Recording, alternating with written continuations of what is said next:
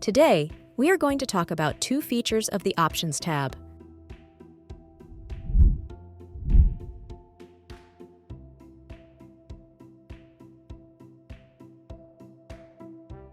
Once you are logged in to your main WordPress dashboard, click on Event Ticket and then go straight to the upper left corner and click on Options. Well done.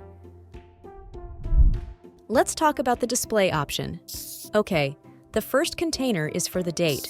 The date is optional, but better recommended. The second container is for the time. It's also optional, but recommended.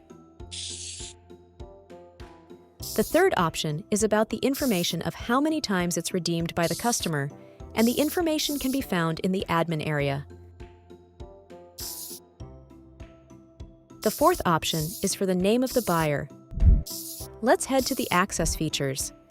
The first option with these features is access for your team or other people whom you want to give access to the admin backend of the event ticket.